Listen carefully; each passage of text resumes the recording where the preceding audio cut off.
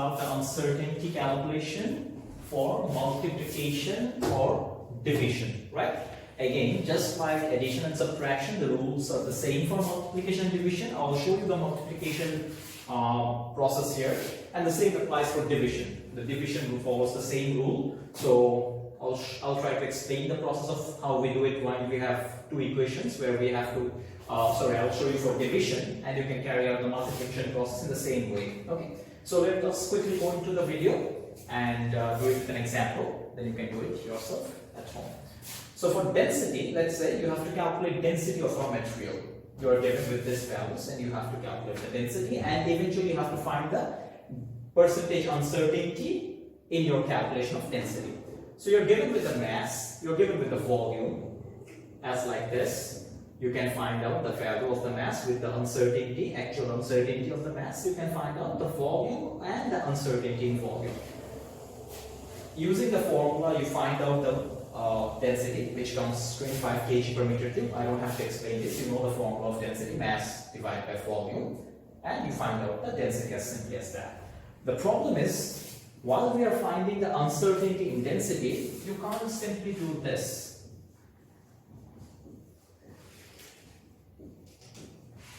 Right, which we did when we were adding something, right? Which when we were adding the lengths, we could do that, but when we are finding it by division or multiplication, we can't do this. Can you find out the reason why? The simple reason is, this is in kg, this is in meter cube, this is in kg per meter cube. This doesn't make any sense. The equation does not show any kind of homogeneity here, because all of them are in different units. You can't just add kg to meter cube. If I say that 5 kg of apple is added to 5 meter cube of water, I mean, what is the total mass of the apple? It doesn't make sense. I mean, apple and water together will have a mass, but you cannot find out the mass of the apple separately once you have added water. I mean, that water has to go inside the apple somehow, but it don't make sense that you are adding the mass with volume. Okay, so that's why this process cannot be followed when you are dividing or multiplying something. So how do we do that?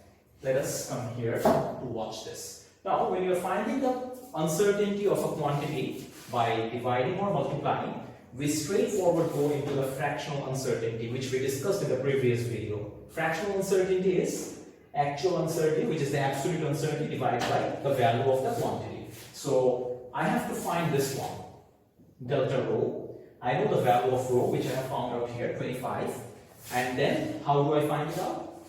Each quantity also has a fractional uncertainty. For mass, the fractional uncertainty is delta m by m. For volume, it's delta v by v. So, the process is, each of the quantities fractional uncertainty is added separately, and then you find out the total of this. So for mass it's 0.5 divided by 50.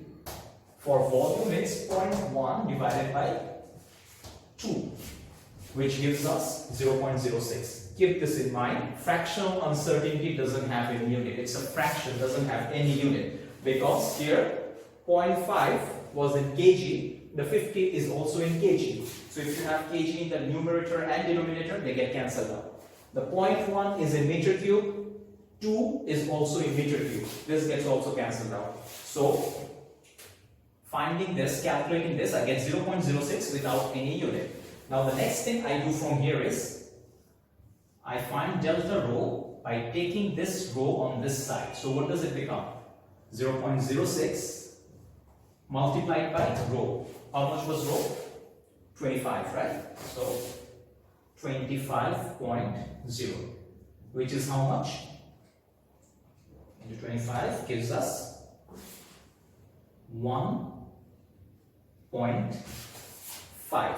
Okay, so this gives us 1.5, and this will be my absolute uncertainty in the calculation of density. So the final step is, when you are taking the density onto this side, the density has a unit of kg per meter cube, right? So how do we calculate now?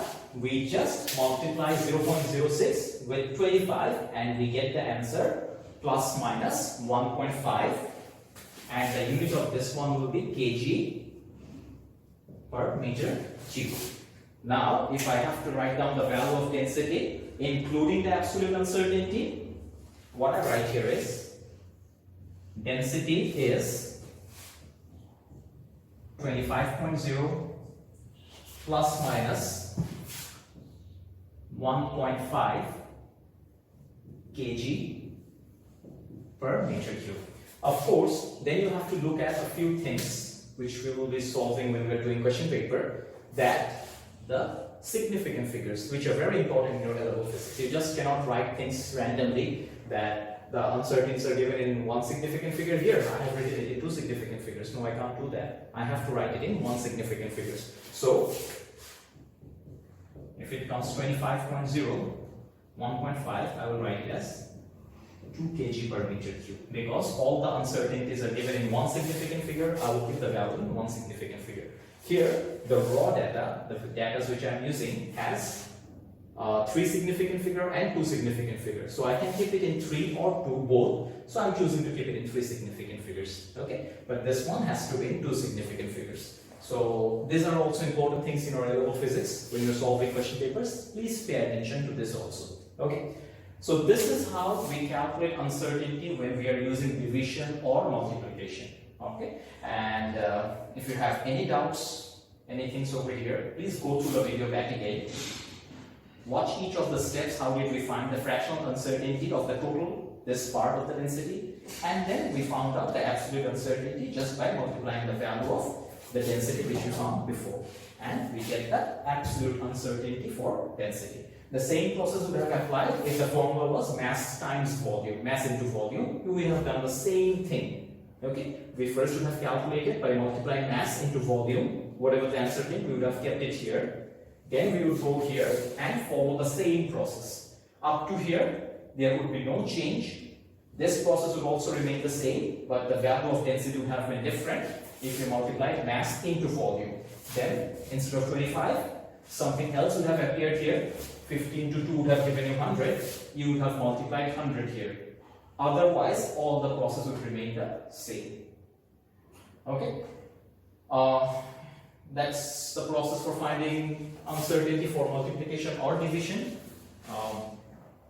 Not very complicated, just the process is different. We learned about fractional uncertainty already, so use that concept and find out the uncertainty for the quantity you are calculating using this process. Okay. I also told you that I will be showing you if something has indices, that is something squared or cubed, how do we find that? So let's just assume that's not the actual formula. If in this equation, for example, if this was a square, if there was an equation like this, mass squared divided by velocity, what would have I done? Of course, the first thing is this would have changed. This would become 50 squared divided by 2, and your answer would be different here. So 50 squared divided by 2 would have given you how much? If I write 50 squared and then divided by 2, it would have been 1250. Instead of 25, it would have become 1250. So that is the first change that would have occurred. So here delta m would have remained the same, but the value of m would have become 1250. That is obvious. What else would have changed? This square would have resulted in multiplying delta m by m with a 2. Whenever you have a square, or if it was a cube, it would have become 3. If it was to the power 4, you would have to multiply a 4 here, and that would have affected your value of fractional uncertainty. So every time you see a power in your calculation, put that value in front of the fractional uncertainty for that quantity only. Don't put it here. There is no change over delta v and v. But there will be a change over delta m and divided by m, which will be multiplied by the power the quantity carries. That is, if it's 2, it will be 2. If it's 3, it will be multiplied by 3, and so onwards. Okay, if you had a square root instead of the power 2, what would have you multiplied here? A half would have been multiplied here, right? To the power, square root means to the power half. So you have multiplied the half here. and so onwards. Whatever you have as the indices form, you multiply it in front of the quantity and do the same process as we have discussed. Okay, so I hope now you are more or less clear about the fact how do we calculate the uncertainty when we have a division or a multiplication. The division process is shown here, the same goes for multiplication. Keep these things in mind that we can't simply add two quantities if they are different quantities. You can't add mass to volume, or you can't add mass to time, and so onwards. While it's subtraction or addition, it's much more simpler. But when it's division or multiplication, keep these things in mind. We simply can't do this. Okay. So that's the process of it. Hopefully you have understood this concept for multiplication and division.